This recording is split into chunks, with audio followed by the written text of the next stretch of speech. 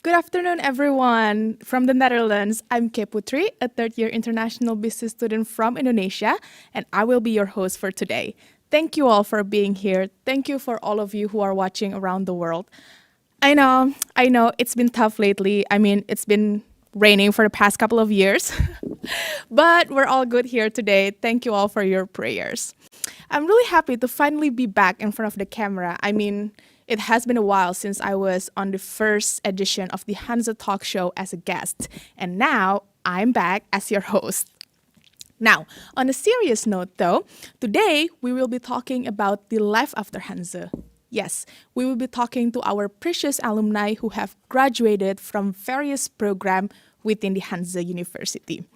I mean, let's be honest, we all want to know what life looked like after Hanze, what my working life would look like. Should I continue with my master and then enroll myself to a PhD program, or even start your own company?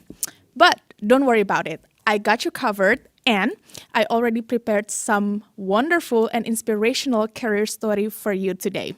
Now, before we move on, I would like to invite all of you to our YouTube chat, and we can imagine that you have many questions for our guest today, and we will be very happy to answer all of them for you. And our chat moderator, Jordan, will also be sharing links and contact information you might need. Now, I think I really need to stop talking and start inviting our guests, okay? So, we are ready to welcome our International Business School, the school that I'm attending, graduates, Anton and Steve. And Steve will be joining us all the way from Indonesia. Hello, Anton. Hello. Hello. Let's have a air high five because we have to keep our distance, okay? Anton, it's really good to have you here in our studio. Could you please introduce yourself to our audience today? Sure. So hello guys, first of all, everyone who's watching us now. I am a graduate of International Business School, as Ki has already mentioned. So I graduated in 2017. Afterwards, I started searching for my luck and searching for a job, certainly, and eventually I found it at Hai Magnesita, the company that produce bioresistant materials, and I worked there as a FP&A analyst, basically concentrated on supply chain and operations. Wow, that's really interesting. Again, thank you, Anton, for being here today. And to remind our audience today, we're trying to connect with Steve, but on top of that, let's talk first with Anton. Anton, how does it feel like to be finally back to the Zernike campus, to the Hanze campus? Nostalgic, actually. So if I would, I'll describe the feeling. It was really hard to imagine that I'm going to go back to Groningen, since I thought I left it for good. But I'm happy to be back, and Hanzo has changed a lot, say, since I left it. It is a really nice atmosphere, I would say, and I can see that despite our difficult times and the whole difficult situation, students are coming, and indeed, there are many changes and many renovations, so I have to say I quite like it. I a little bit regret that I don't have an opportunity to start again now. Indeed, so it's like also a new experience again to finally be back on the campus now. And I heard that you traveled all the way from Tilburg to Groningen. How did it take for you to travel here? Yes, they lured me in with food, but actually, no. It was pretty nice. Again, it is again. If you know, Groningen is in the very north. Tilburg is in the very south. But since Netherlands is a very small country, it took almost 3 hours or so. But that's a little price to pay again for being here, and also very nice meeting you, to be honest. And That's really very great. niwith to have. It's very nice to have an opportunity to actually share the story and talk to people and maybe help people with an advice or with with my experience. And I'm glad if it works out for someone. Indeed, indeed. I mean, I'm pretty sure that everyone who's watching this, including myself, who's currently doing my undergraduate studies at the International Business School, would really could use your advice. But before we move on and talk about your current job, I want to talk a little bit about yourself. Now, I must say that I investigated a little bit about you, and I found out that Anton speaks 6 languages. What are those languages, and do you speak my native language, Bahasa Indonesia? No, that's what we have Steve for. But I do speak 6 languages, none of them well, but well, Wow, Anton is trying to humble I have himself. have But a bit of an idea. But yes, I do speak a little bit of English, a little bit of Russian, since my mother tongue. Then I Because of my work, I also speak a bit of German, and I had to learn some Dutch. And when we're talking Spanish, because of my study abroad, and finally Chinese, because of my rather complicated story. Anton, perhaps could you move your Yep. microphone a little bit closer to you? Course. Yeah, perfect. Okay, now let's have something fun. Could you please introduce yourself a little bit in Dutch then? In Dutch, oké. Zo, hallo iemand. Ik ben Anton, ik kom uit Sint-Petersburg, Rusland. Zo, het is echt prettig met jullie kennis te maken. Zo. En ja, ik ben blij dat ik hier ben. Dank jullie. Wow, that sounds very near to like native speaker. I mean, I myself, I don't speak Dutch, but Anton, well done. Now, Anton, I would like to take you a little bit. You made your professional steps while still studying. Correct me if I'm wrong, but you were a student assistant, Prezi ambassador. On top of that, you also did your internship here in Groningen. Can you say that all these steps brought you to the place where you are now? For example, you already got a real work experience, and did it help on your current career? I would say yes. It just gives you a little bit on the idea of how you should behave in a company. Of course, learning environment and working environment are two different types, and that intake, that opportunity to actually try oneself in in a very different conditions rather than just studying. Of course, it's even given the focus that the study is pretty practical. It's pretty try to be very I wouldn't say down to earth, but very applied as it's presumed in the name. But it rather helped me to have a little bit of an idea of what it is like to talk with people, to actually get the things done, to actually generate something that would produce value for businesses, not hypothetically, but very, very actually. Yeah, indeed. Yeah. I understand that with all the experience that you had during your studies, it actually really helped you in your current career right now. Like, for example, communicating with people. Yeah. And then because I think, it's really obvious that communication is really important in the workplace, and it Correct. So, really help you. I think many people have a bit of a preconception about that, or a bit of a different idea about that. It depends on your working role, what you do, whether you need this communication skills or not. But the truth of the matter is that no matter what your job is, so for example, my job is related to finances, and I would say, okay, yes, I'm an analyst. I spend a lot of time with Excel. I spend a lot of time with our programs. But the truth of the matter is that you always, even if you're just an analyst, you always need to deliver this information to someone, and you always need to communicate with someone as coherently as possible, and so in the way that they will understand and translate from, let's say, technical language to human language. Yeah. So that's a very important part of any profession, and that's what you get to learn, especially in practice. So it's something that you learn on your own, something when you get into this working environment. Indeed. And now you mentioned that you are currently working within the supply chain management and operation field as a sounds complicated and very advanced. Give it a try. So if it's good, I'm covering Could you please tell us a little bit more about your current position and the responsibilities that comes with it? Right. So I work as an FP&A. Basically, FP&A stands for Financial Planning and Analysis. It means, without getting into too much detail, then it means that we analyze the performance of our supply chain and operations. We indicate the problems, and we basically, we do it from the financial side of things, so looking about the financial indicators, and basically analyzing it, producing a report. If we see that something goes wrong, then we try to understand why it goes wrong, and we try to deliver this information further so that we can see what the action plan might be then in this case. Okay. I have to say, that's a job where you have to, again, coming back to the communication skills, we have to work with lots of people, and I've been incredibly lucky to work with very, very nice people, with my current boss, an extremely experienced, nice person, and my colleagues. So I've been really blessed in terms of finding right people who helped me to get into this environment, and been really, really patient. So, but basically, that's coming back to your question. That's what we do, and that's what we are working on, and that's what we deliver.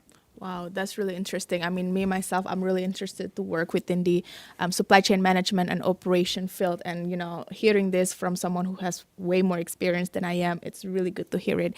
And now you mentioned that again, communication is really vital when it comes to your job. I mean, as an analyst, you have to translate this numbers, this data into human quote unquote language. Now, what are other skills that you think is important when it comes to your job?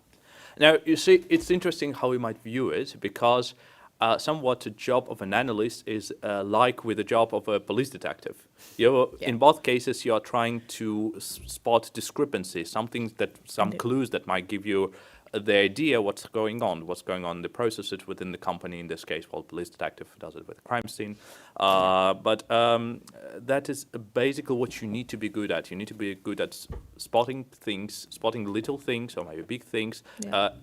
Actually being inquisitive, so being an inquisitive not even in terms to other people, but in terms of yourself. So you really shouldn't be lenient when you see some little things do not match. You should try and investigate it more. And if you have this drive that you want to investigate, you want to understand, you want to get what objectively the truth is. It's a bit like there was a great saying of, I think, Neil deGrasse Tyson, who had nothing to do with FP&A, who's a very famous astrophysicist, says basically, as a scientist, you should really care what objective truth is. Indeed. And that's, I think, very true is in terms of analysis as well, because you're the one who has the responsibility to view things neutrally, to try to really understand what is going on, and present as unbiased information as Indeed. it can be. So you have to be impartial when it comes. You have to be impartial, and you have to be inquisitive, and you have to be persistent. Indeed. That's really great. And are we set with Steve? Okay. Now, Anton, I will get back to you with questions from our audience. But now, let's talk to Steve, who is joining us all the way from my home country, Indonesia. Good evening, Steve.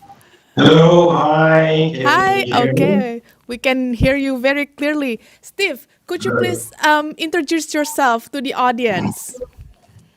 Okay, hi everyone. My name is Steve. I graduated from the IBS in 2004, so that was like 17 years ago. Wow. So now, currently, I am working with a international bank called HSBC, and I'm the SVP of Retail Bank Data and Analytics. Wow, that's really great, Steve. Now, before we get into your current position and in your career, how is it like in Indonesia? I mean, I have to say, I'm a little jealous of you because I haven't been back home for a while now. How are you doing in there? I'm doing fine. It's great. Well, it's not really great with the pandemic situations, but I believe things are improving. So yeah, it's good. That's Asia has a lot of potential and a bright future, I think. Indeed. I can totally agree with you on that. I mean, a little biased, but hey, it's my home country. And how is it like, Steve, after your graduation? I mean, how have you been? What have you been doing? What happened to you after your graduation from Hanze? Please tell us more about it. We want to know more.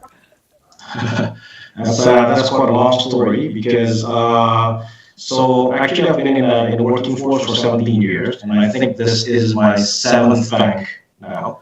So all along after Hanze, I've been working in banks. I've been working in local banks, regional banks, and international banks. Although, actually, to be honest with you, the funny thing is, when I was studying in Hanze, I promised to myself I don't want to work in a bank. I hate math. So, well, karma is a beautiful thing.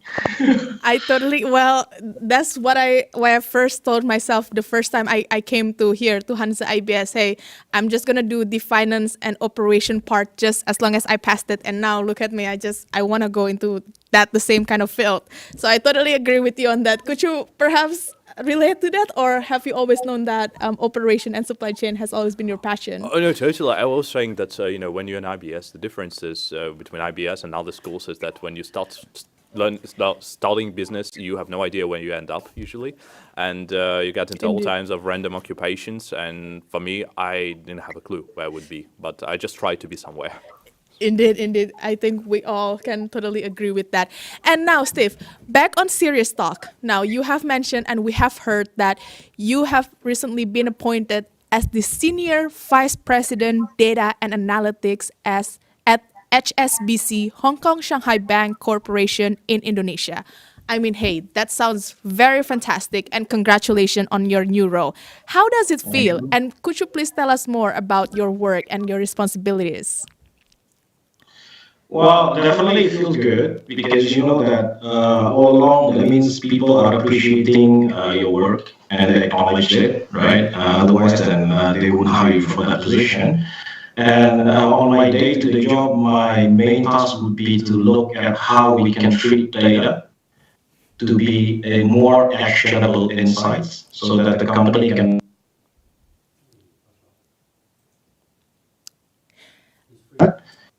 right? As well as seeing how the trend evolve and see how we can actually serve our customer better and better every day. Wow, I mean, that sounds really advanced and that sounds really awesome. But Steve, I'm pretty sure with the title that comes with this job, leadership skills is very important. And I personally, later on in the future, I would like to take on more managerial position within the company. And I know that in the Hanze International Business School, we learn a lot about leadership skills. So it would be really nice if you could share with us your ideas in regards to this topic. So I think personally, to me, leadership is something that you acquire, right? And it comes with your flight hours.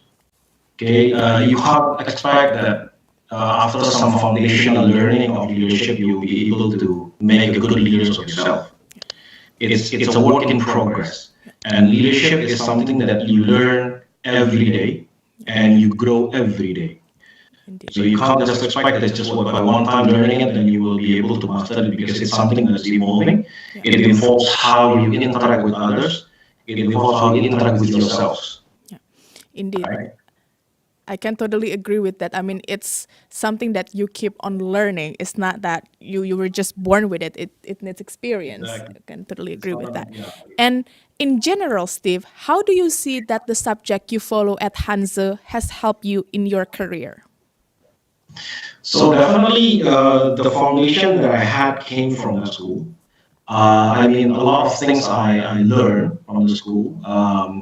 That's a funny thing because I still remember I used to have this subject called new product development, and it was brought by some Scottish or Irish guy named Ian. I don't know whether he's still there or not. Wow, you still remember He was him? there while I was studying, yes.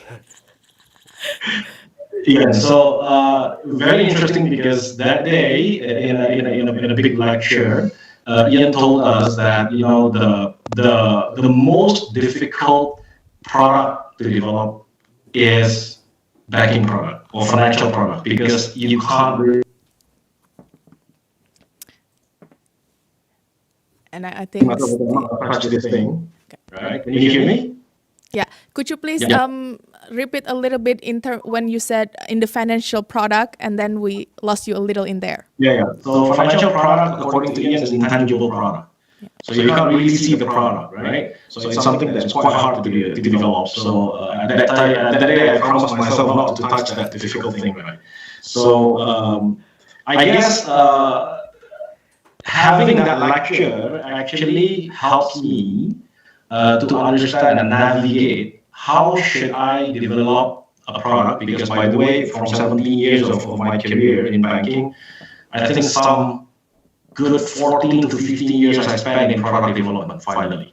So I guess that lecture helped me on how do I navigate myself foundationally in terms of how we create a new product and how to match the product with customer needs, right? And on top of that, I think the most important thing that I learned from Hanze is because Hanze curriculum tends to be very hands-on oriented.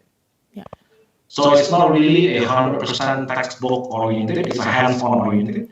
And I think that helps me a lot in terms of how I can kickstart things faster and easier in that case, in that sense. Indeed, indeed. I can totally agree with that. I mean, now I'm currently studying at Hanze, and it's not only about the theory part, but also practical part. Would you also be agree with that? Oh yes, Hanze? yes. We actually had an ongoing joke about that. That's a practical project at Hanze. A practical group project is about how to finish the entire thing on your own. So, but indeed, it does give you a lot of insight in terms of working with people. Indeed, indeed. I totally agree with that. What? We got some questions from the audience? Okay, let's see. Now we have round of questions for both Anton and Steve from the audience. And now I think let's start with Anton. Anton, the question from our audience is that would you agree that it is not enough to just follow the program and that one should be committed and contribute to your education process to get the most out of it? Absolutely. And I would say it is an absolute must that if you will try to not to drown and swim to somewhere, then you need to swim. There was a very nice quote, I think, from Alice in the Wonderland book, that if you just to stay where you are, you need to run fast enough. But if you want to get somewhere else, you need to run twice faster. So basically, I would always suggest to take any side projects, to take any possibility to enhance yourself and increase your chances of finding a job. Because to be honest, finding a job is probably not an easy task, not an easy feat in the Netherlands, Indeed. where the market is so competitive. And remember, when we're talking about international students, you'll be competing against Dutch people, local people, who definitely speak better, most of the cases, better Dutch than you do. So you would need to have qualifications or have some competitive advantages that would put you on the top of the list and really be a match in this case. So building those competitive advantages, starting from the first day of your program, maybe not the first day, well, not to give it too much pressure, but the first year, let's say, is vital, I think, in order to achieve any success whatsoever around here. Indeed, indeed. I think it's better that you start acknowledging what skills that you have and work on it, advancing those skills since you're in the first year, so that you are stand out than your competitors, people out there. Exactly. So it is not impossible to achieve the feat. It's not impossible to find a job. But again, so is as I guess in many developed countries, their demand for jobs is increasing and the supply of jobs is usually decreasing, especially in the sector of business, in the sector of let's say white collar industry. So you need to think about how you're going to stand up much in advance. Indeed, indeed. And thank you very much for your answer. I think that would really help our students out there and also me, myself, to realize about those things. And Steve, we got a question from the audience from you. Okay, so would you consider developing your career in the Netherlands after your graduation? I did, but to be honest with you, that day I felt that Asia has more dynamics. And a lot of things are happening in Asia at that time, even in 2004. Whereas European market tends to be stable because they have found their market efficiency and balance. So that day I decided to, let's try to go home and see what kind of opportunity lies there. Wow, it seems like you're really up for the challenge. You're like all about challenges, Going Yes, back to every day Asia. you find, every day you find that challenge, and it's not only about the challenge, but it's how you respond to it. Indeed, indeed. And now I have one more round of questions for the both of you. I think I'm going to start with Steve. Steve, what advice would you give to the prospective and current students that would help them build up their career while still being at Hanze? I guess,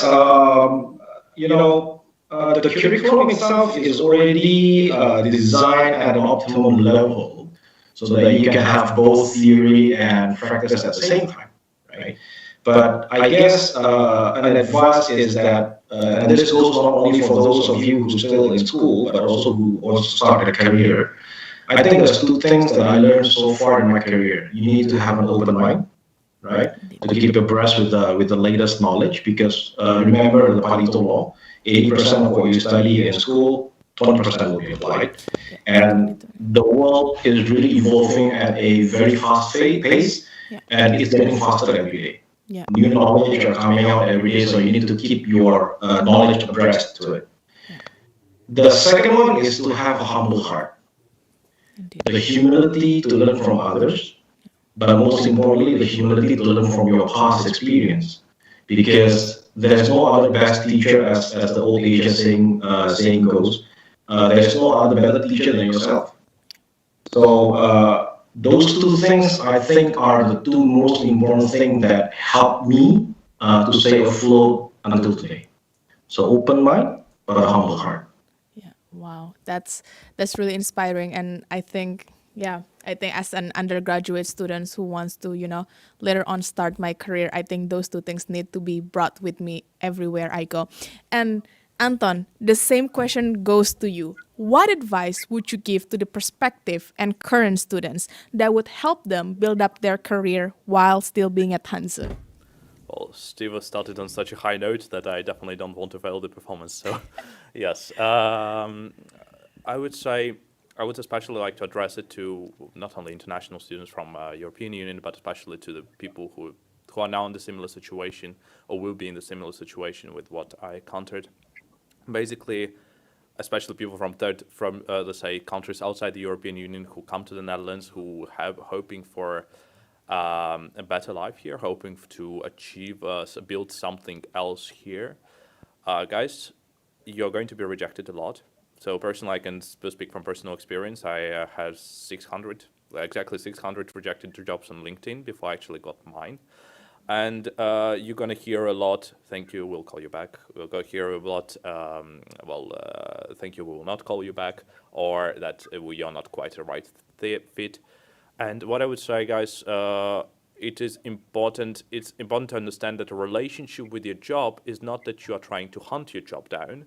It is rather a relationship match, so that you would find the job that is looking for you, that you will be right for the job and the job will be right for you. Because in this case, you often fall into this pitfall, sorry for the tautology, but you're also falling into this prejudice that you would be after any job. And that's not the case, because if you'll be after any job, then eventually you're going to stress yourself out. You're going to warn yourself out. It's not going to worth it. I mean, staying here, having this kind of stress.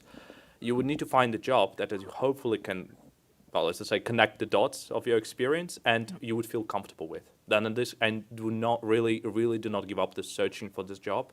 And even if you have, okay, you tried 600 jobs, you tried 700 jobs, 701st was going to be yours. So that is just really important to go on and remember that maybe in some way the necessity to and having this limited time to find a job before you would need to go back to your home country is actually a blessing, because it gives you a great motivation to do things that you would otherwise not be willing to do. Wow. That's really good. I mean, from Steve, we heard that you need to be an open mind. You need to have an open mind and also an humble heart. And from Anton, that you mentioned, it's really competitive out there, and then it needs to go both ways when you're looking for a job. The company needs to want you, and you also need to want the company. So it goes both ways. Well, Steve and Anton, thank you so much for joining us today. Thank you, Steve, for sparing your time despite your very busy time. I mean, I know it's in the evening in the Indonesia. And Anton, thank you for traveling all the way from Tilburg. We wish you all the best in your career, and we will stay in touch. Thank you. Thank you Thanks very for much. having It's me. a pleasure. Bye. Okay, guys. So both Anton and Steve have completed their bachelors at Hanze International Business School, and right after that, they decided to continue with their professional career. To have this round of discussion complete and to inspire you even more, I would like to share a testimonial from Elina, a bachelor's in marketing management alumna from Italy. So about a year ago, Elina was offered a job at a company where she did her graduation thesis at during the Corona crisis. And I think it's really important for us to remember, not only for you who are watching this now, but also for me, that everything is possible even during the crisis, as you can already make your first steps while still being a student. Now, this is the testimony from Elina, Marketing Management Alumna 2020, who conducted her graduation project at Zeus, a company located in Gordijk, the Netherlands. And I quote, "I wanted to start a master's program, but changed my plans as I was offered a job at Zeus. I will start my marketing specialist for Zeus Forensic. That was just an offer I could not refuse. I'm really excited to start my new job and gain work experience," unquote. Now, I think it's time for us to move on to the next round of discussion. From the first Hanze edition of the talk show, we know that entrepreneurship at Hanze is one of the key strategic areas. And every year, Hanze University is ranked high in the world's ranking in terms of numbers of companies started by students. And that will be the next topic of the day. Now, without further ado, I will be introducing you to our second round of guests, Jeff van der Laan from the Netherlands and Vida Kasai from Iran. Both of our guests are entrepreneurs running their projects and companies in the Netherlands and internationally.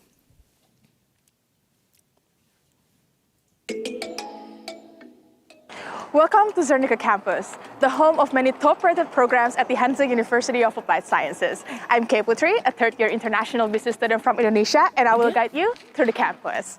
So the bus stop over here is the first thing you'll see when you're traveling by the public transport, and then when you walk a little bit over here, we have a little Albert Heijn in here, and you can grab some snack or food before your first lectures. This is the Willem Alexander Sports Centrum, where you'll be most likely to take classes in this building if you take sports studies and management. This building is equipped by swimming pool, basketball hall, and also the gym. Right over there is the indoor bike storage, where you can store your bike during winter. So this is the Van Doren Veste building, where you'll be most likely to take classes in here if you take courses in international communication, game design, and mechanical engineering. And now, let's welcome Jeff van der Laan from the Netherlands to the studio. Hello, Jeff. It's so nice to have you here. I think we have to meet do you. The air high five and keep our distance. Yes. How are for you sure. feeling, Jeff? How are you doing Good. today? How are you? I'm good. I'm good. Thank you very much. Now, Jeff, could you please introduce yourself to our audience and please tell us more about your company, Buku? So I'm Jeff van der Laan, 30 years old, born and raised in Groningen in the Netherlands, so a local. Founded Buku, based in Groningen as well, back in 2015, based on my student experiences at the Hanze, at the RUG, and abroad during my semester abroad. So I've been active 5 years now, and we're on a mission to make textbooks available for all students worldwide, especially for students in Africa who cannot afford it. Wow, that's such a really good mission to accomplish and very well defined. And Jeff, before getting to our discussion, Buku is an Indonesian word, isn't it? Yes. So when I founded Buku, I had to come up with a name because the concept was already there. And Indonesia and the Netherlands, they have a connection, of course, and you have a Indeed. very, very big Indonesian presence. Yeah. So for a name, I was just flicking through, what's it called? I was through a dictionary, an Indonesian dictionary, and I saw the word, and I was like, that's going to be it. So short and snappy, and that's how it all came about. Wow, Buku, that's really cool. Well, for those of you, Buku is an Indonesian language, our Indonesian word that stands for book in English. And now, Jeff, let's be honest. It is very exciting to implement your very own business idea and develop it in such a successful company. How did you do it? Well, of course, it's a very long road, and up front, you never know what's going to happen. But of course, all the foundations were laid here at the Hanzo School. There's a lot of focus on entrepreneurship, so that helped, of course. So at the end of my studies, I was like, if I'm going to do and start a company and perhaps fail, because that's also an option, of course, then why not do it directly after my studies, that I can go about my life if things fail. So what I did, talked to a lot of people, went to the Chamber of Commerce in the Netherlands, who also provided a lot of information, talked to a lot of successful entrepreneurs, because that's also a very good aspect, I think, of the local culture, is that, there's a low hierarchy level, so you can speak to anybody. Indeed. If you want to speak to the Prince of the Netherlands, you can. Yeah, that's one of the most amazing thing about the Netherlands. I think, you can just talk to everyone in the same level regards. Yeah, so I took full advantage of that, of course. So I talked to a lot of successful entrepreneurs. I already had some base, of course, like I said, here here at the Hanze. Yeah. And, they provided me with information, and I went about my way. And, that's when the journey started. Wow. I mean, that's just really amazing. And Jeff, where did you get the idea come from? Do you remember the very, very first time when you decided to start your company, when you say, you know what, I'm going to develop it and, implement it into real life? Was it during your study at Hanze? Yes. So it was actually based on one of my of the niggles of my study, of course. And one very successful entrepreneur, Dutch entrepreneur, told me the best ideas stem from your own problems. So, during my studies, of course, buying textbooks is inherent to your study experience, of course. Yeah. And I have to say that during my studies, especially when I was in the US, the textbooks were very expensive. So I had to buy all the books and, just barely getting by. And I copied some books, to be totally fair. I plead guilty. Okay. And, in an entrepreneurship class at the Hanze, I thought, hey, this is basically the same behavior I've been portraying in the past when it came to music and series and those kinds of things. Yeah. And now everybody around me just has a subscription and you can have access to anything you like for a fixed fee. Why is it not the same for textbooks? So that's when I founded Buku, based on the same principle that you provide a fair revenue model for the people who make the media and for students that they have unlimited access to anything.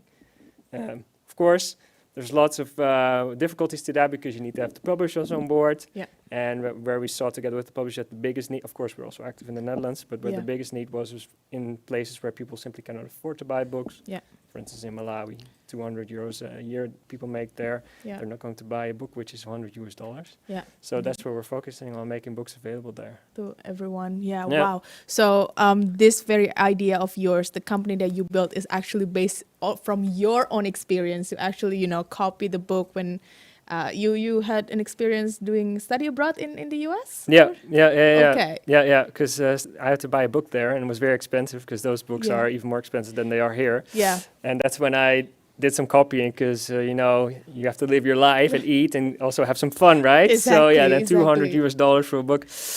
Yeah. You think about it and you think twice. Yeah. Okay, wow. Not gonna lie, and that's when it all started and further developed at the Hanze then, and that's how it all came about. Wow, that is just very inspiring. And Jeff, now let's go to a topic that's a little bit more, a little fun. I would like to take you back and have a little flashback with you. What memories did you like the most during your study here at Hanze? Well, I think part of studying here at the Hanze as well is it's your professional development, but it's also a lot of personal development that you're going through. Yeah. It's a part of your life, but it's a very defining part of your life. But you, as Steve said, you live and you learn your entire life. Indeed. What I learned mostly is just to work in groups, entrepreneurial spirits, working together in a professional setting, and also working with people from different backgrounds. Because, of course, I went to school in the Netherlands, and so it was a very homogenous Dutch students and a few people from abroad, but that was it, really. And, it opened up a lot of perspectives and for me, and I think for my fellow classmates as well. So in terms of it was professional and social development at once, all in one, what we got here at the Hanzo, so that's very valuable, and that's still what I take with me every day. Indeed. So there's the balance between, studying and also socializing, creating network, meaningful network for your future, especially when you, run your own business. Yeah, of course. Indeed. And Jeff, we know you that by making textbook accessible to everyone have reached such a great number of international projects. Could you please share it with us? How do you and your team deal with the growth of your company? So when reaching new projects, also the Hanze Hogeschool has played a role. For instance, in Kenya, where we are active, Hanze is active in Mombasa at a medical school there, and we are also active at that school now there. So it was, the interconnection of the Hanze was very valuable in that. And in terms of growth, it's also, you grow in growth spurts, and with that comes certain challenges. Yeah. And we've always been very fortunate to also have mentors and people helping us go about that as you go through the motions, as I say. Yeah. And because Groningen has very entrepreneurial spirit, there are a lot of successful entrepreneurs in the city. There's always people who are willing to help you and who have been through that, no matter what stage you're in. So even if you're starting, you have Startup City here, but you also have a lot of startup hubs around town, and there's actually very successful entrepreneurs who help you through the motions from you even have billion-dollar companies that have been started up here. So, it's a great ecosystem for that. Indeed. And just to follow up on your answer, so basically Hanze also help you to connect to these other countries where Hanze is also has the connection and operating in. Yeah. Yeah, Okay. correct. So in terms of my own studies, of course, Yeah. I chose to go to the United States, and well, a project, of course, in Kenya, Yeah. and now also it's in beginning stages. We're talking to a project in Tanzania. That's also because Wow. the Rug, linked to the Hanze, they're active in. Wow. So Tanzania. there are actually a lot of opportunities for, all of us out there, and Hanzo would definitely accommodate you with this kind of things, when you have idea and Yeah. you need help. And that's also my advice for students mostly. Take advantage of that while you are a student. Indeed, Yeah. indeed. And Jeff, I'm sure that a lot of people who are watching today, including myself, would be very grateful if you could perhaps share with us how is it like running a business here in the Netherlands. So in the Netherlands, I think there's a very good business environment, of course. Yeah. Setting up a business is as easy as going to the Chamber of Commerce, paying 50 euros, and, well, then you're in business, really. Well, I've been fortunate enough that I've had a lot of people help me along the way, of course, because in reality, I knew the basics, but running a business is in a different ball game if it grows and we now have more people, of course. Indeed. So it's been a question of, well, also learning and failing, of course. Yeah. I think that's also very positive of our culture, that failure is acceptable. Yeah. And, well, having people help you out, the community helping you out, and it's, again, like I'm repeating my mantra, but that's, of course, how we came to grow and to learn as we went along. And now I'd say we have a fairly good balance. Yeah. So we're scaling up more, and you have new challenges, but we've overcome them as time went by. Indeed, indeed. I mean, of course, like with, at first you definitely have, certain kind of failures, but you just have to keep going. And also remember that there are people around you that would definitely help you, answering your question or just ask their experience about, running the business or about certain subjects, definitely. And Jeff, what advice would you give to future entrepreneurs who are, perhaps watching this right now and still doubting whether they should implement their very business idea into the real world? Well, it's going to be a little bit tacky, but I think just do it is something that I'd say. So I think that's also a little bit inherent in our generation. Yeah. So it's okay just to try, and if you fail, then you've learned, of course. That's also a very valuable lesson. Sometimes you learn more from your failures. Indeed. So even if you're like not totally sure maybe of your own competencies or the idea itself, just go with it, go to Startup City here, pitch the idea, talk to people, pitch it in the startup hubs in town. And if then all the signs are red, well, yeah, maybe you should go back to the drawing board, or maybe it's not something for you. But just doing it and finding out what the possibilities are is something that I'd highly recommend. And like I said before, there's a lot of ex-student entrepreneurs who are open to talking about their experience, who are going to be brutally honest as well. That's also very Dutch culture. Yeah. But yeah, that helps you along. And even if you fail, it's okay. Yeah. Then you tried. Indeed, indeed, indeed. And just not only like talking to other people here in Groningen, but also there are a lot of opportunities for you. Like, for example, you already mentioned that you can pitch your idea to the startup hubs and also the startup city here right on the campus. So, Jeff, that's really great.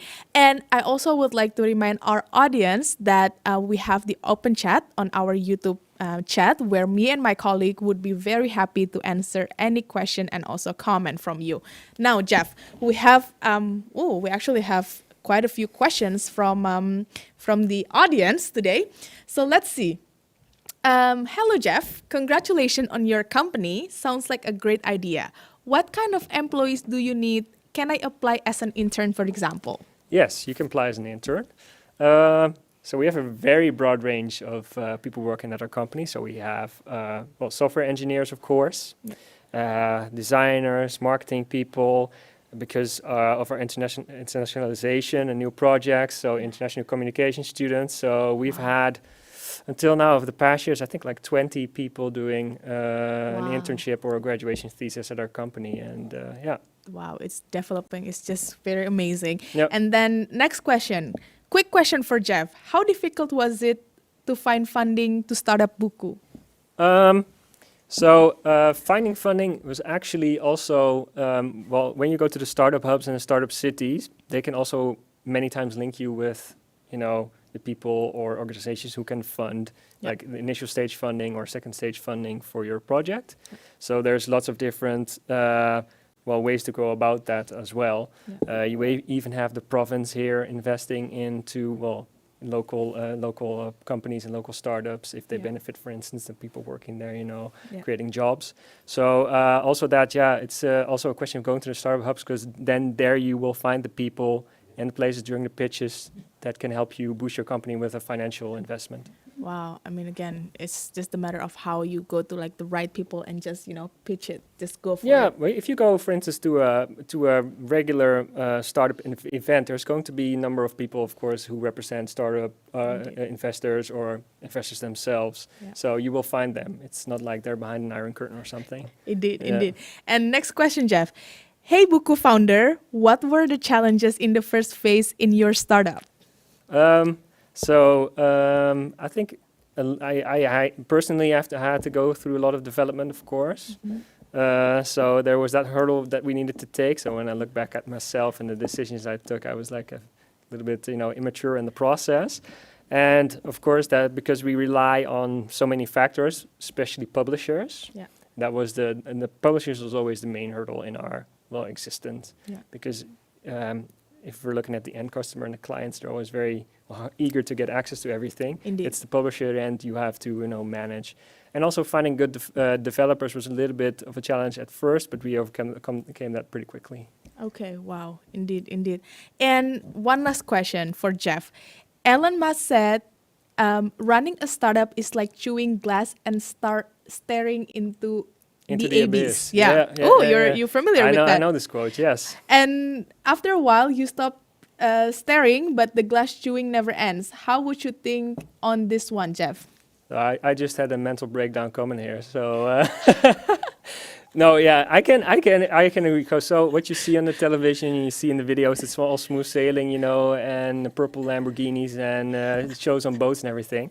But to be totally fair, I lied in bed, with tears rolling out of my eyes, and that's inherent on in running a business, and it's always going to be hard, and there's going to be super bad days, but those days where, for instance, for me, then we have a launch at a school, and for instance, you're in Suriname and everybody's happy and you're really doing something, that's the thing you're doing it for all the time. Indeed. So, but it's not all smooth sailing, so a lot of mental breakdowns, headaches. And I mean, hey, that's the reality, It's not like you always have to sugarcoat everything. It's just the reality, Everything needs a process, like Steve already mentioned. You learn from your own experience. And I missed one question for you. One last question from Jeff. Hello, I'm going to study international facility management. What was your favorite subject? What was my favorite subject? Goeie vraag, hè? Very good. Goeie vraag. Very good question. Well, I had a few project management classes which were very interesting. Marketing, which everybody struggled with. I passed it in one go, so. But it depends. It also sometimes depends on, of course, the vibe of the class you're working in at that time. So it's a combination of things. So I don't know if there's one set class I enjoyed more. Yeah. But I feel like it's integrating with one another. It connects one another. Yeah, definitely. Yeah. So law was also kind of fun. Not a lot of people think that's fun, but I found it kind of interesting. So Indeed. Yeah. It depends. All right. So since we don't have more questions for Jeff, I will get back to you in a second. We will turn into Vida, who unfortunately is not able to be here with us today because she's busy finishing her master program in Amsterdam. Are we ready with Vida? Yeah? Okay, so you know what time is it for. Let's roll the tape. Hello, it's me again, Kay from the past, and now in this opportunity, I'm gonna do a pre-recording video with Vida, who is currently busy with her master's studies, but we're gonna talk about that more in a second. So, hello Vida, it's so nice to be talking to you today, well, virtually. Could you please help me to introduce you properly to our audience? How do I pronounce your surname? Hey, hello, my name is Vida and my surname is Kasai, and yes, I come originally from Iran, and for the last 10.5 years I'm living in the Netherlands. That's really nice. So, you are a Minerva Art Academy graduate. Where are you currently working and studying at the moment? Yeah, in 2019, I graduated from Academy Minerva, Direction Time-Based Design, and right after my graduation in September 2019, I started a master's study in moving image in Sandberg Institute in Amsterdam. And currently I'm graduating from the master's study with a short film called A Play for Public. And in October there will be a show again, and then I will present my latest short film. Yeah. Wow, it seems like you're doing a lot of things at once and very busy. And I'm really curious about how did you initially get into arts and why did you decide to pursue and develop your talent in the Minerva Arts Academy? Yes, I started my journey to become an artist as an interior designer when I was in Iran, and I started high school to study in an art academy, and then I worked also in Iran for a few years as an interior designer. Then I came to the Netherlands. I wanted to further study and develop my skills in interior design, so I ended up in Minerva Academy. But in the first year of the design department, since 2015 that I started my study there, they had this new program that within 7 weeks, each 7 weeks we could try different major in designs, which was super inspiring, very nice, and that actually made me change my decision to not be an interior designer anymore, but to shift my study from interior design to time-based design, which is more of a installation design, theater design, and short films or experimental films. Yes. Okay, that's very interesting. And from what you told me just now is that there has been a change, a shift between your interest during your study. Now we're talking about that. In your experience, studying at the Minerva Art Academy, how would you say has Minerva Art Academy helped you prepare to work within the field of arts? Yeah, as I earlier said, these 7 weeks of trying different majors that really helped me because I get to know a lot of other designers, a lot of other tutors, which are themselves artists and designers, and through them I got to know with a lot of people in the Groningen who are artists and makers, creative makers. And during my study in Minerva, in the third year, the second semester, we had this opportunity or to go somewhere abroad to study or do an internship or do your own project. So I was really eager to do my own project because I wanted to become a freelancer. So I proposed that I want to do this. So with 2 other students from Minerva and 2 other students from Conservatoire, we teamed up, and through Minerva we got to know with a project which is still they are working on it, highway they are making. So we made a short documentary about the process of the making of the highway, the new highway, and how it influences the citizens. So that was very interesting to see how school and tutors can help you to get to know to more people and start your professional work. Indeed, indeed. I totally agree with that. So during your study, it's not only that you are advancing your skills within the interest that you are really passionate about, but also help you to connect with people and also networking. And that's really important. And a little bird told us that your work was shown at the Noorderzon Festival in Groningen. I mean, I personally been there a few times before. Very impressive and congratulations. I'm really curious about how was your work in there? What did you show? Tell us more about it. Yes, so in the last year when I made the short film and graduated with one of the tutors of Minerva, he had a connection with Noorderzon. So he had this idea that we can showcase different films from students from Minerva, especially design students. So he made this opportunity actually happen, and we got a container. We built up the whole setup to be able to show the films. And I think we were around 7 or 6 people that we showed our film, and my film Sediment was also part of it. And actually, Sediment is going to be part of the festival in July in Groningen again, which is organized by a student of Conservatoire, and the festival is called The World We Live In. So one of my short film and the other installation I made gonna be part of that festival.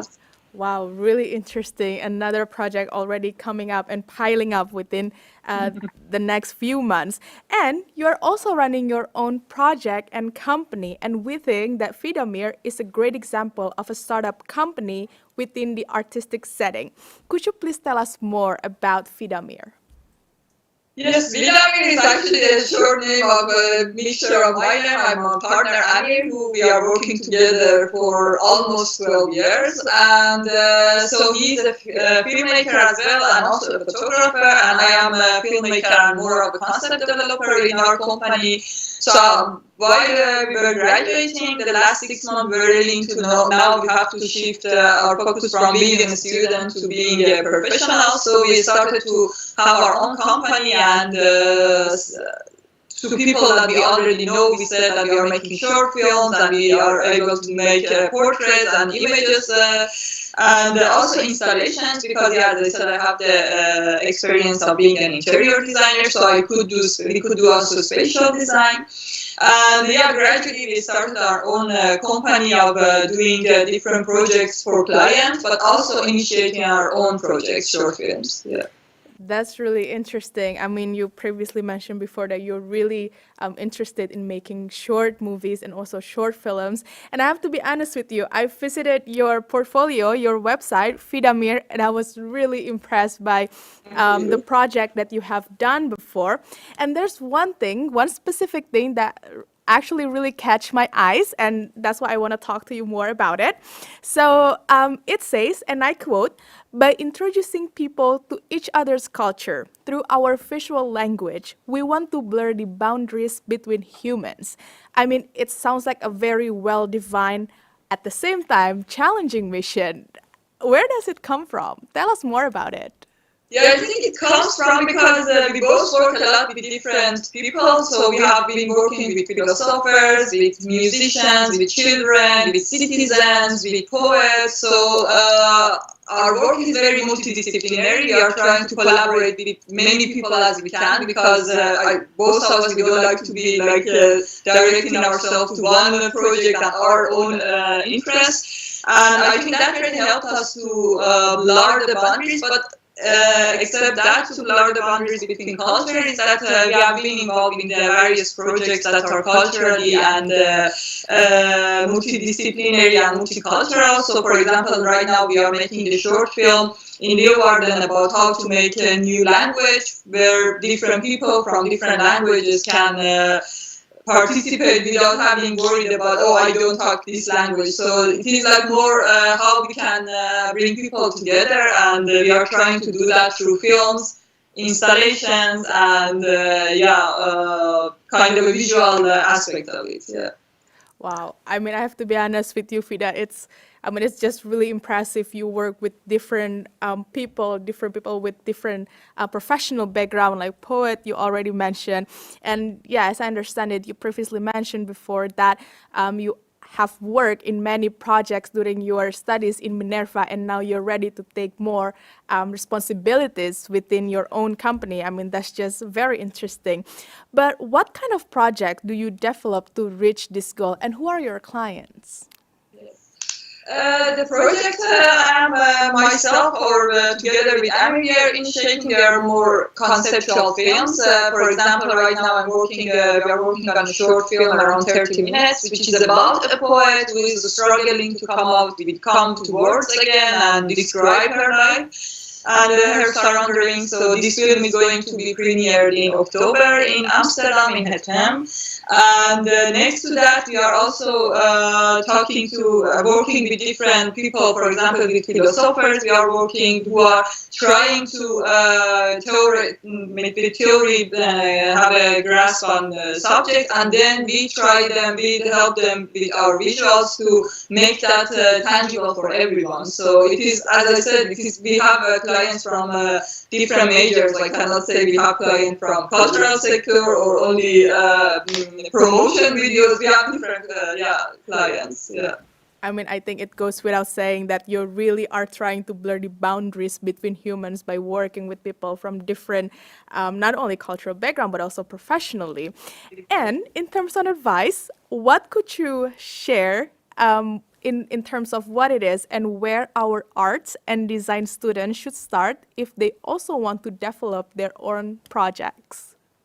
Yeah, the thing is they have to first of all make sure that if they want to have their own business or they want to work with someone else or someone else, but if that's the case that they want to be the independent makers, it starts within the study, so you shouldn't think of, oh, I got the assignment, I just have to do the assignment. No, just try to broaden up your perspective and try to already connect to people outside the school or within the school. Try to get projects that are not related to school. Then you are able to, after your graduation, you are not panicking, whoa, what should I do now? Life is difficult. But you are already thinking, you should think about it while you are studying. Yeah. Indeed. I totally agree with that. So during your studies, it's not only about, focusing on what you're really passionate on, but also, expanding your horizon, connecting with people. And from your story as well, Minerva Art Academy really helped you to connect you with, the right people for your passion. And I mean, I'm an international business student myself, and I think it really gives me a clear idea, an inspiration of if I were to be graduating next year and if I were to be having my own company or start my new company, I kind of, know, okay, this is where I have to start. So that's very interesting. Yeah, Thank you very much, Vida. Thank you very much for being with us today, sharing your experience and also advice with us. And I really hope we wish Vida Mir to become even more successful in the future. And I hope we're going to connect again in real life very soon. Yes. Thank you. So thank you, Vida. Have a nice day. Bye. Bye. All right, now we're back. It was such a great conversation I had with Vida also because she's running her own project in the field of arts. And again, like I mentioned, as an international business student myself, I think it really gives me a clear picture, not only if I, want to start my own company, but, thriving in the future, that it's, there will be some minor setback for a major comeback, right? Yeah. And I want to tell you about a festival that I mentioned during an interview with Vida. It's the Noorderzon Festival. It is actually a music and art festival that takes place in August in Groningen. Jeff, have you been to a Noorderzon Festival before? Of course. Yeah? I think it's a very Instagrammable place, of course, right? When you see the pictures and stuff. And it's very nice in one of the parks of Groningen, good atmosphere. And together with the company, we go there after work, each year to have a drink and have some food. There are a lot of good food, yeah? Yeah. So different kinds of food from around the world and good music and also theater. So it's cool. Indeed. And I actually talk more about the Noorderzon Festival on our Groningen City Tour video, and you can find it on our Instagram page at Hanze US. Now, thank you so much, Vida in Amsterdam, and thank you, Jeff, for joining us today. I mean, I learned a lot about entrepreneurship, and we wish Buku to even become more successful in the future, and for you and your team to deal with the growth of the company later on in the future. Again, thank you. Thank you very much. Thank you, and have a nice day. Okay, bye. Bye. All right. So there we have it, the conversation about entrepreneurship with Vida and also Jeff. And after this, we will be talking to our one of recent international communication graduate who decided to continue and spend a little more time with us. And she decided to enroll herself to the Master of Science in Business Studies. And we will be back with you in a second. When arriving at the Zernike campus, it's very hard to miss the Walk of Fame. The name down here is the name of Hanze alum who made significant achievement after graduating. After the Walk of Fame, we are finally arriving at the flagship building at the Zernike campus, the Van Osteren building. You are most likely to take classes in this building if you take course in international communication and international business. Once you walk through the Van Osteren building, the first thing you're going to see is the International Business School building. You'll be most likely to take classes in this building if you take the 3 or 4 years bachelor program, which we offer in English as well as in German, and the master programs. So we are finally at the last stop of our tour, the Aklo Sports Center, where we house our health and fitness facilities. We offer our students 100 different sports from swimming, rock climbing, tennis, and boxing. So that brings us to the end of the tour, and if you decide to join Hanze, we will see you next year.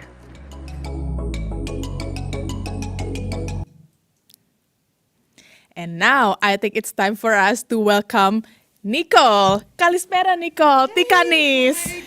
How are you doing? We're good. I'm good. We do also the air high five and course. keep our distance. Obviously. So Nicole, you look really good today, by the way. I Same. love it. So Nicole, could you please introduce yourself to our audience today? Of course. And why did I speak Greek to you? Yes, so good evening, good afternoon actually. My name is Nicole. I'm 26. The reason actually she spoke Greek to me is because I'm half Greek, half Dutch.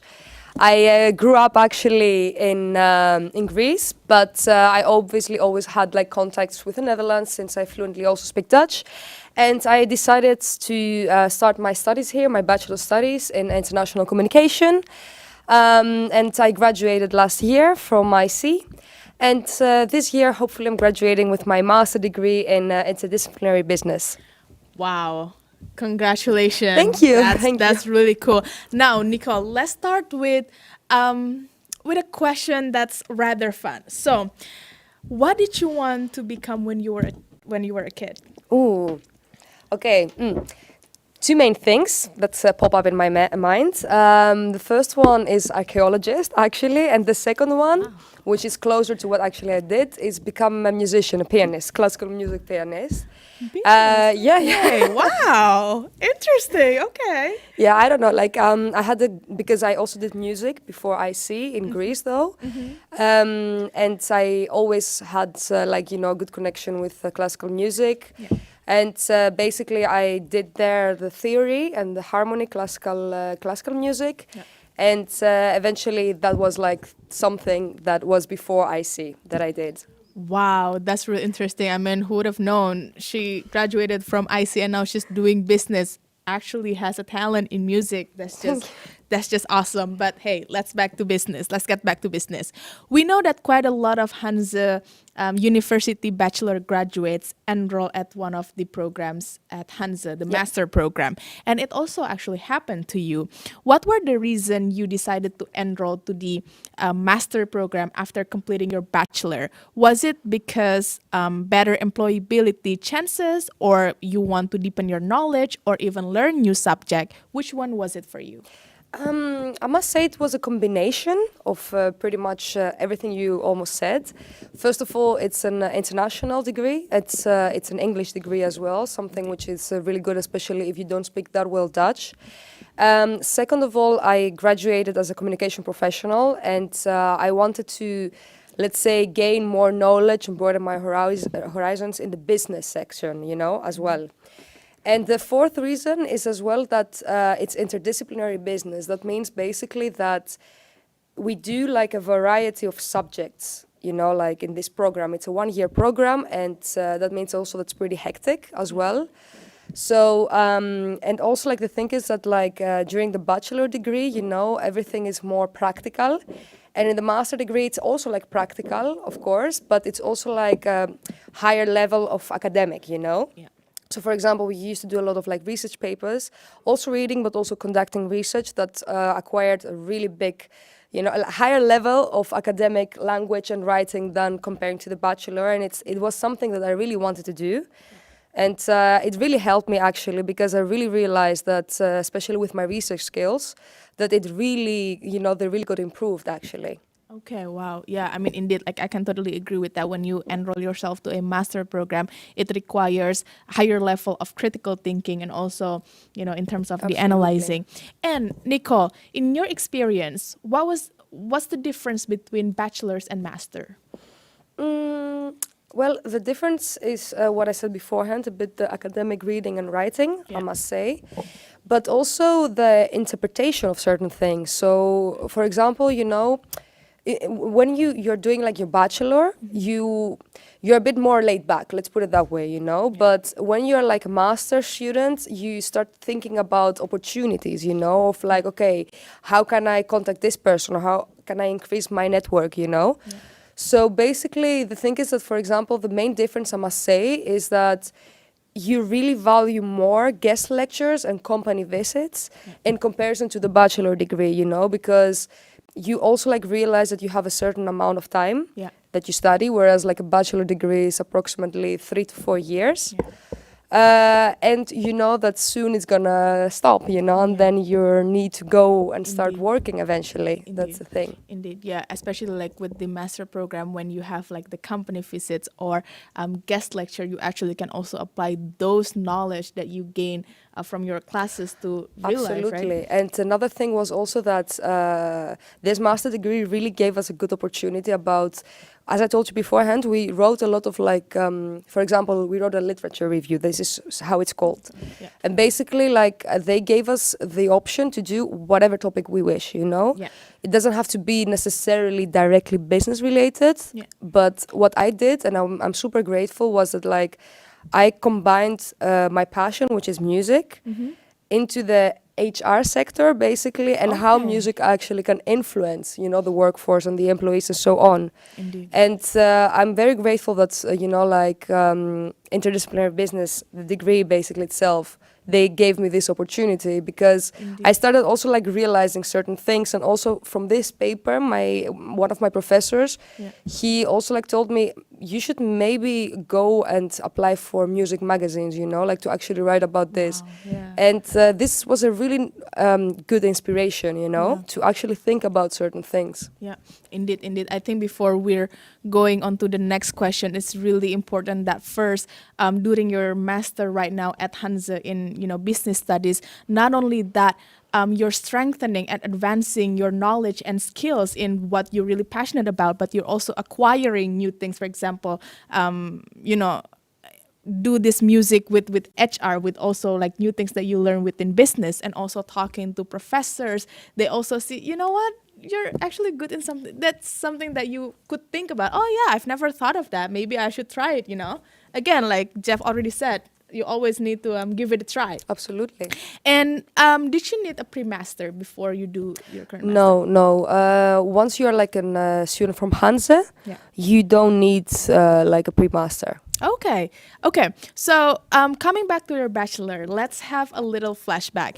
What did you like the most? What was your favorite moment? And how do you think that your master right now complements your bachelor?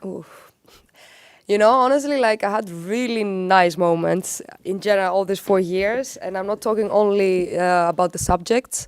I'm also talking about the friends, the people I met there.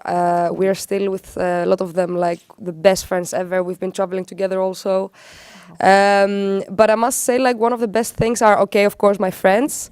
And certain subjects and companies, projects, that I did for companies. My internship, I'm super grateful because I found my internship to a really good company from Hanze, actually. And it was like, a checkup list because I worked for the fashion industry during my internship. Okay. So it was also like something that I wanted to like see and like, do I fit or not there, Yeah. So the third year was one of the best years ever, because not only like the variety of subjects that we have as I see, because we have, for example, subjects such as intercultural communication, We do, yeah. PR, marketing, online marketing, let's see, international branding, but then also like more creative things, So for example, like how to develop a product in content creation, and so on. And then obviously I think that also like a lot of students would like to do and experience is like the year abroad, and the internship, of course. I think let's agree on this. I think every Hanze students, like the third year, the year abroad is something that all of us are looking forward to, and something that we always ask our graduates or alumni about their year abroad, right? Yeah. I honestly, knowing most of the IC students that we graduated together, no one said that he or she had a bad time, during their Me year too. abroad. Same goes with IB. And like it's really important as an international communication professional, it's really important to understand foreign countries, that to get a bit outside of your own comfort zone, because I think most of us like went to different countries, that we are completely not related to these countries. And all of us came back with a completely new and open mind, Indeed. and learning a bit this language of the country you were, you know. That's Indeed. super nice. And also creating, network and helping one another. Absolutely, absolutely. Indeed. And now let's talk about your plan for the future. What is it? PhD perhaps? Having your own company? And the most important question would be, when can we visit you on Paros in Greece? Okay. So, like, I'm for now thinking to stay in the Netherlands because my first plan was to go to Berlin, to Germany, but also because of COVID, that's a bit harder. Yeah. And I really like Groningen, so I think it's really good to stay here and a bit, because the good thing is that, like, if you're looking for companies, because this is my plan, I'm looking and contacting now companies to actually work. Yeah. And you have so many startups in Groningen, and also now as a master student, we have a lot of guest lectures. That's actually they are introducing us like startup companies. So there we are, like all of us like are noting down. Okay, it's this company, it's that company. Yeah. So that's my first plan, and then I will see how it will go. Yeah. No PhD so far. I think after doing 3 studies, it's a bit time to maybe have a pause and start actually gaining some work experience. Indeed, indeed. No company for now. I think right now I'm more in the mood and spirit, let's say, to work first, gain some work experience, and then maybe, set up my own business. Indeed. And yeah, about Paros. I mean, you can come any time of the year. I'm during very excited. summer. Let's go. During summer, it's better, to be honest. Like, the weather is better. The beaches are amazing, and also, like, now it's like so easy to find like Airbnbs over there, and it's amazing. I think it's really worth it. So I really recommend you to come like during the summer, July, Indeed. August, something like that. Indeed, I definitely, it's something that I'm gonna put on my bucket list.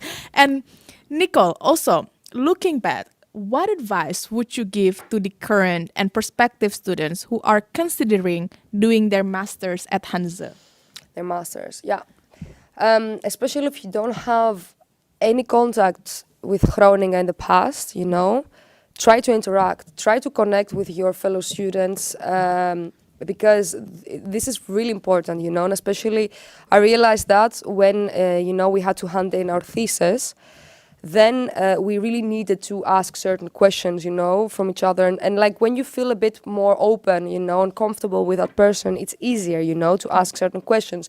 Even though they are silly, let's say, you're not afraid to ask them because they understand. So I think it's really important, not only for this kind of purposes, but also like for purposes of, like you want to increase your network, you need to find a job. And some people, let's say, who already are here, they might know, like a vacancy or a company that might be perfect for you. Indeed. So interaction is like the really important advice that I would give. And the second one is like interaction with all the with the most activities that Hanze provides, and like just have an eye open, let's say, for whatever is happening, because Be open it's a mind. bonus. It's a bonus for yourself. It's not for anyone else, because at this Exactly. point you have to look for yourself, Yeah. and for your own development. Exactly. I think interaction, I totally agree with that, especially with Hanze, like you said, talk to professors, you develop more personal relationship with, with your professors. That happens in Standing out, that's the key, because if let's say the opportunity is given to you to do a workshop, because we also had these opportunities, just do it, even though you're afraid. I understand it's hard, especially for some people who are pretty shy or not that comfortable in the audience. Exactly. Just do it, because it's just like a check, in your bucket Indeed. list that yes, I did it. Indeed, like also a little going back to what you previously said, working projects with companies during your studies. I personally also happened to me with my study at International Business School. I get to work with actual companies, so it's we already prepared ourselves with working with companies. So yeah, definitely. Exactly. And Nicole, thank you so much for joining us today. Thank you for having me. Oh, sorry. I actually get new questions from the YouTube chat. Okay, so let's see. What did you find the most difficult while studying international communication? The most difficult part, let's see. I think the most difficult part would have been to combine certain skills and elements at the same time, Especially, for example, when you're a first year student, it's a bit chaotic in your head, you know, to, okay, I have to do a project, you know, that requires this and that. But that's why, like, you obviously first work with groups together, you know, because every person is like skillful and talented in certain attributes, you know. So that was like the first challenge, you know, when I first was there. And then, you know, the most difficult part was as well, like, to actually leave this whole process. No, seriously, you know. I heard this quite a few times before, actually. Yeah, Please. because 4 years of working together in multiple groups, you know, you obviously create a bond, you know, like. Indeed. And we all of us, like all of the IC students, are a bit like the same, you know, super talkative. Love that.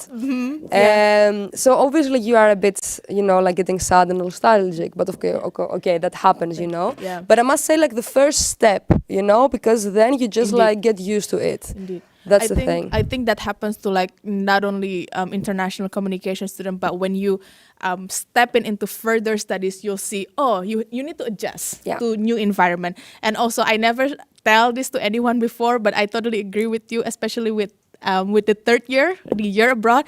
We actually got, you know, a little sad that, oh my God, we used to hang out together and now we have to continue with our path. Definitely. But Nicole, thank you so much for joining us today. Thank you for sharing your experience and very good advice. We wish you best of luck with your thesis defense and have a nice day. Thank you. You too. Thank you. Okay, guys. So that was it from Nicole sharing her experience, where I can also relate a lot with her, for example, working on project with companies and also creating meaningful networks. And now I have one more inspirational story that I can share with you. You know that we get a lot of questions about why should I continue with my master program, or even one can continue with the PhD program once they finish their master program. And as a proud Indonesian, I would like to share with you a success story from another or fellow Indonesian student here, Esther Tanumi Harja. So Esther completed her bachelor's in sensor technology and master in sensor system engineering here at the Hanze University. And just recently, she finished her PhD program at the University of Twente. Esther also won the first innovation prize, and her name is at the Hanzo Walk of Fame. Unfortunately, Esther couldn't be here with us today, but I would like to read a couple of lines from her testimonial for you. So, I quote, I had just graduated from the Sensor Technology Bachelor's program when I decided to continue with the Smart System Engineering Master's program. The program offered a nice continuation to the bachelor's and would add valuable skills for a sensor engineer. I enjoy my time during the SSE program very much. The small class allowed students to develop close relationship in a short time, not only with each other, but also with the lecturers. During the graduation phase, students were given the freedom to choose their own project in which they could apply the knowledge acquired in the program.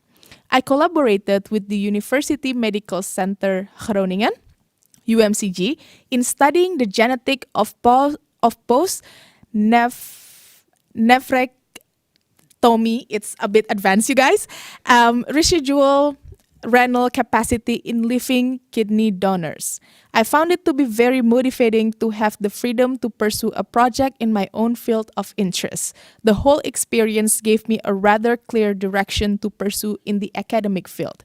I am starting a PhD program in sensor technology at the University of Twente. Wow. I need to take a moment because what she accomplished is really amazing, and I truly appreciate that. And to remind you, she wrote this testimony before entering her PhD program, and now she has graduated. You see, everything is possible. It just depends on which path do you wanna choose for yourself. Whether you wanna continue with more academic like Esther, or you want to continue your further studies to master program like Nicole, or even start your own company like Jeff and Vida. Everything is possible, and we are saying hi to Esther and are looking forward to welcome her again here in Groningen. Guys, I learned a lot of valuable lessons today. For example, you can go to your professional career right after your graduation because Hanze accommodate you with that. We already heard from this graduates that Hanze prepare you with projects, working with real clients, with real businesses, networking, and also advancing the skills you need for your future. And also, you can even do your master program, and after that, enroll yourself to a PhD program, again, like Esther, or even start your own company here on the campus. What I know for sure is that you will develop the necessary skills you need for your future and advancing those skills during your year abroad, for example, internship program. You can also try out different studies within your program. For example, you enroll yourself to a minor or continue with or join the exchange program, and also you can enroll yourself to the honors program. But let's take a moment and reflect on what we have learned today from our Hanze graduates. What unites all of them is that they keep working hard, and all of them has said that failures happen, but you have to keep going. I guess we're living in the era of lifelong learning journey, so buckle up. We got a lot of valuable lessons today.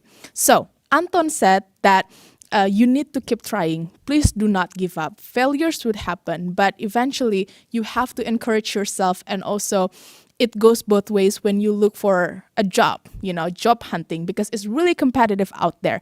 But you have to stand out for yourself. You make the competitive advantage out of yourself. And it goes both ways. Remember, you want the company, but also the company wants you. And Steve advised us on two important things. You have to be open-minded, and you need to have a humble heart. You need to realize that you will be meeting a lot of people out there, but at the same time, you have to, even though you have a lot of experience already, for example, like Steve, working in these 7 different banks already, but you need to be able to have a humble heart to learn more out there.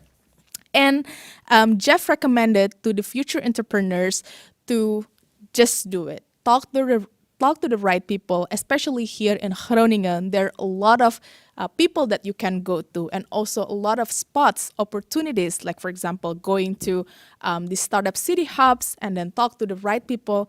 I mean, of course, you will encounter 1 or 2 failures, but you will eventually learn from your own experience. And that is also what happened to me. And Vida, as an entrepreneur in the field of art, shared a tip as following. During her studies here at Hanze, she already got herself into a lot of projects.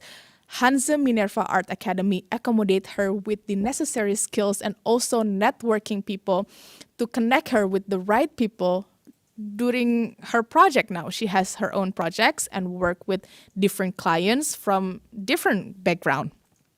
And Nicole gave a great piece of advice why you should do a master program.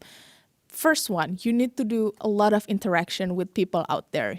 Just even though you may think that your question may not be as advanced as others, but the key is just to ask, and also broadening your network out there with people.